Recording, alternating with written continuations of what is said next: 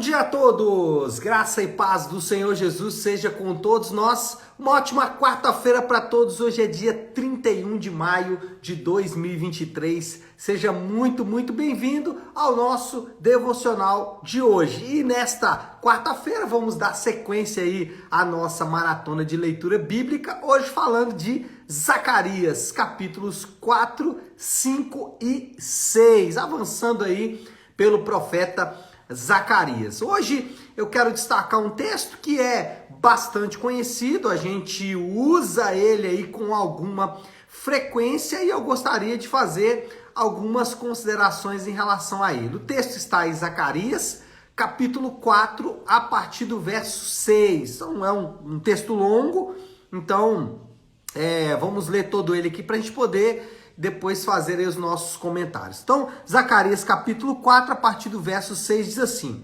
essa é a palavra do Senhor para Zorobabel. Não por força nem por violência, mas pelo meu espírito, diz o Senhor dos Exércitos.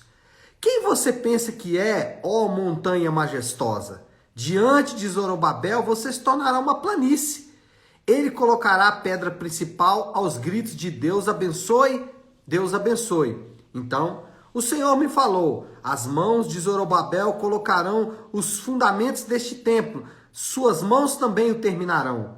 Assim, saberão que o Senhor dos Exércitos me enviou a vocês, pois aqueles que desprezaram o dia das pequenas coisas terão grande alegria ao verem a pedra principal nas mãos de Zorobabel. Bom, o povo da aliança, eles tinham uma prioridade. A prioridade deles, depois da volta do exílio babilônico, era a construção ou a reconstrução do templo. Contudo, eles estão enfrentando, como a gente viu lá no livro de Esdras, eles estão enfrentando alguma oposição. Essas oposições, elas são políticas, são étnicas e são, claro, também espirituais.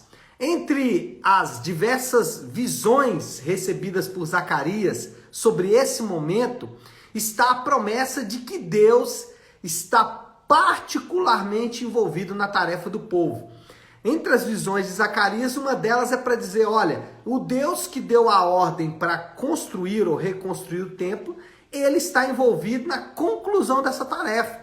Em outras palavras, se Deus deu uma tarefa, ele vai participar de maneira definitiva e decisiva na conclusão dessa tarefa. É basicamente isso que nós temos aqui nesta visão de Zacarias. Algumas observações a gente pode fazer a partir dessa profecia. Primeira observação é que não devemos recriar a profecia. Deus falou o que falou para uma situação específica. Aqui, se você ler com cuidado, o versículo 6 começa dizendo, palavra do Senhor para Zorobabel. Não é nem para o povo da aliança, é direcionado para um indivíduo apenas. Um dos erros mais comuns que nós cometemos às vezes ao ler as escrituras é tentar recriar as situações ocorridas em outras épocas. Por exemplo, ao tentar recriar lá as muralhas de Jericó, e aí a gente começa então a dizer que qualquer coisa é muralha de Jericó e que deve cair. Estou dando um exemplo aqui, mas poderíamos também falar do exemplo do Davi e Golias. Então, qualquer dificuldade que enfrentamos é um Golias na nossa vida. Será que nós somos ensinados a fazer isso a partir das Escrituras? Não, não é. Por quê? Porque Deus dá direções específicas de acordo com a tarefa que o seu povo tem que realizar. No caso, a tarefa aqui prescrita era a construção do templo, ou a reconstrução do templo, e o indivíduo envolvido diretamente com isso era Zorobabel. Por isso Deus dá uma direção específica para uma tarefa específica. O ponto primeira observação, não use esse texto para qualquer situação. Por exemplo, o texto diz, vou ler aqui para não cometer o erro de falar alguma coisa errada. Versículo 10, pois aqueles que desprezam o dia das pequenas coisas terão grande alegria ao verem a pedra principal nas mãos de Zorobabel. Então veja bem, muitas vão dizer, olha, não despreze o dia das pequenas coisas, não despreze. Mas o que o texto está dizendo é que aqueles que desprezam, ou seja, existe um grupo que está desprezando, esses vão se encher de alegria. A pergunta que eu faço é, todos os que desprezam os pequenos começos vão se encher de alegria? Às vezes não. Às vezes vai se encher mais de ódio, ou de rancor, ou de amargura. Então, a lição aqui é clara. Não use esse texto para qualquer situação. Esse texto era para situação específica. Qual era essa situação específica? Zorobabel seria capacitado para uma tarefa especial de Deus. Como eu disse, a tarefa, qual que era? A tarefa na volta do exílio era reconstruir o templo.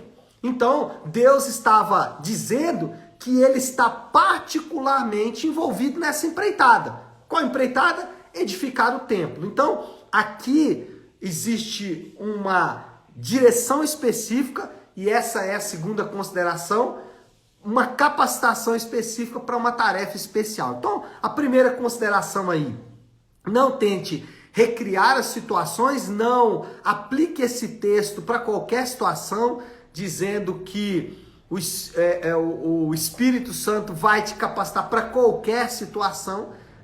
E também lembre-se sempre que havia uma tarefa especial e Deus estava capacitando Zorobabel para uma tarefa especial. Essa é a observação que devemos fazer. E aí você já deve estar se perguntando, bom, se eu não posso aplicar esse texto a qualquer situação, se esse texto era específico para Zorobabel, que estava envolvido em uma tarefa específica de Deus, que era reconstruir o templo, se esse texto não serve para eu aplicar em qualquer situação e ele era específico, então por que ele está na Bíblia? E o que ele vai mostrar para mim? Qual é o ensino que eu posso ter a partir desse texto? Bom, quando a gente chega no Novo Testamento, nós aprendemos que os crentes, eles recebem capacitação de Deus para viver a vida cristã.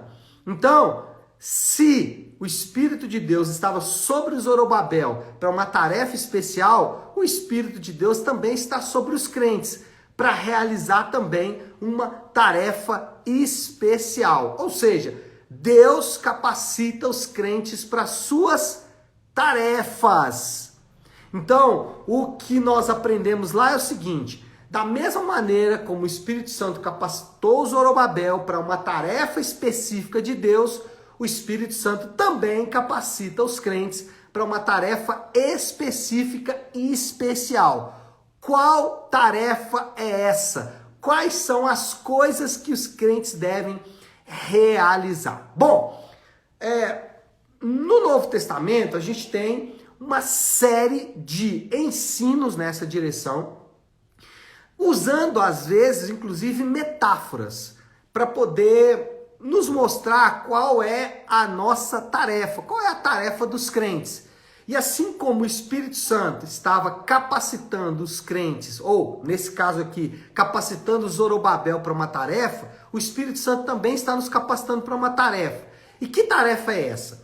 Vários textos vão dizer, mas nós podemos resumir essa tarefa em 4 grandes propósitos de Deus para o crente. O primeiro grande propósito do crente é crescimento espiritual. Ele é chamado para aprender de Deus, continuar aprendendo e crescendo espiritualmente por meio do ensino e principalmente por meio da aplicação da palavra de Deus. A gente vai usar um termo que a Bíblia não usa com muita frequência, mas a gente vai usar um termo que é o discipulado. Então, a primeira grande tarefa do crente é se envolver no discipulado, é se envolver no crescimento espiritual. Todo crente é chamado para conhecer e continuar conhecendo sobre Deus na nova aliança. Todo crente é chamado para o discipulado. O próprio chamado do Senhor Jesus é um chamado para o discipulado, quando ele disse, olha, quem quiser me seguir, negue-se a si mesmo, tome a minha cruz e siga-me. Isso é um chamado para o discipulado, é um chamado para crescer espiritualmente, não só para ouvir sobre Deus, mas também para crescer sobre Deus. Mas não só isso, os crentes são chamados ao discipulado, mas são chamados também à santificação. É isso mesmo, eles são chamados a viver uma vida santa. O que é viver uma vida santa? Será que é uma vida sem pecados? Sim, isso é o resultado de uma vida santificada. Mas a santificação está ligada a uma coisa muito maior, que é a adoração a Deus, ou seja, um estilo de vida que conduz à adoração a Deus, ou um estilo de vida que represente Deus. Então, o segundo chamado, e que o Espírito Santo está envolvido, é a santificação. O Espírito Santo capacita os crentes a viver uma vida santa. Mas não só isso, nós também somos chamados para o evangelismo, as missões e para servir, ou seja, somos chamados para o serviço, para trabalhar. Os crentes são aqueles que têm os calos nas mãos. Por quê? Porque eles são chamados para o serviço. Em todo o Novo Testamento, nós vamos ver Deus chamando os crentes para servir uns aos outros, amar uns aos outros.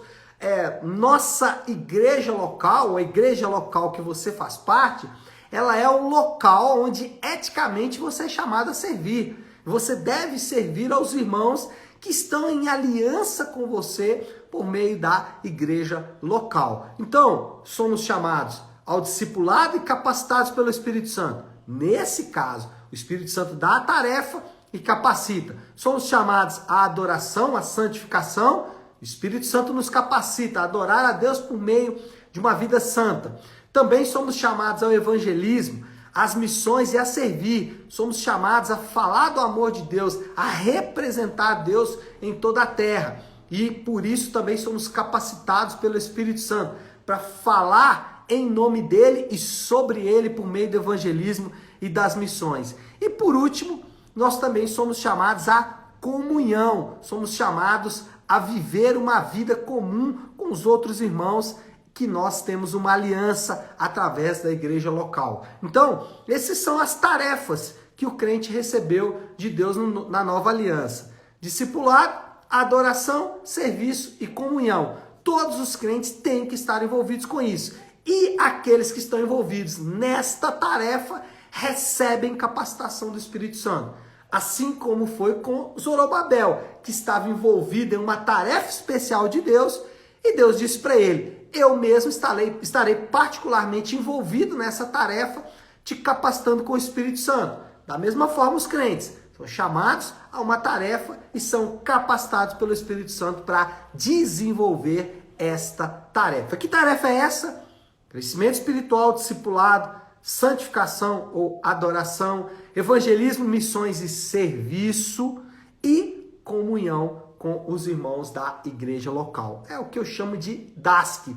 Discipulado, adoração, serviço e comunhão é o chamado, é a tarefa de todo crente, e nessa tarefa você pode esperar a capacitação do Espírito Santo. Bom, moral da história aí já para a gente caminhando para o fim, o que podemos resumir de tudo isso? A presença de Deus está entre seu povo para ajudá-los a concluir sua missão na terra. Os crentes podem esperar auxílio do Espírito Santo. Nós, como crentes, podemos esperar esse auxílio, essa ajuda do Espírito Santo para cumprir as tarefas que temos. E o desafio do Léo, qual é? É muito ligado a essa verdade, de que podemos esperar a presença, o auxílio, a ajuda do Espírito Santo. Qual é o desafio do Léo aí, então, para esta quarta-feira? O Espírito Santo nos capacita para viver de acordo com a vontade de Deus. Nenhum crente pode dizer que não consegue viver a vida cristã conforme os mandamentos de Deus. Ele pode não querer e viver em desobediência obstinada contra Deus, o que de fato não é uma boa coisa. Mas aqueles que resolvem obedecer a Deus, aqueles que decidem obedecer a Deus, esses podem esperar a ajuda do Espírito Santo. Então, tudo que você precisa fazer para viver no centro da vontade de Deus, né? Eu não gosto muito dessa expressão não, porque parece que a vontade de Deus é um lugar geográfico, mas é a vontade de Deus, são os mandamentos de Deus. Então, você e eu podemos obedecer a Deus porque somos capacitados pelo Espírito Santo para fazê-lo, assim a Bíblia nos promete. Tá certo, meu povo? Bom, então é isso, nós vamos finalizando por aqui. Eu queria finalizar orando, então se você puder, pare em um instante aquilo que você está fazendo e vamos juntos buscar a Deus em oração nesse momento. Querido Deus, Pai de amor e graça, Senhor, nós reconhecemos que sem a ajuda do Teu Santo Espírito não conseguiríamos realizar a nossa tarefa. Temos, meu Pai, tarefas a realizar nesses dias e somente com a ajuda do Teu Espírito poderemos fazê-lo. Senhor, pedimos que o Senhor nos capacite de acordo com a Tua vontade e nos ajude a enxergar que somos capacitados por Ti. Essa é a nossa oração e fazemos em nome de Jesus. Amém. Amém, meu povo? Bom, então é isso. Nós vamos ficando por aqui. Que Deus te abençoe. Uma ótima, uma excelente quarta-feira para todos. Fiquem com Deus.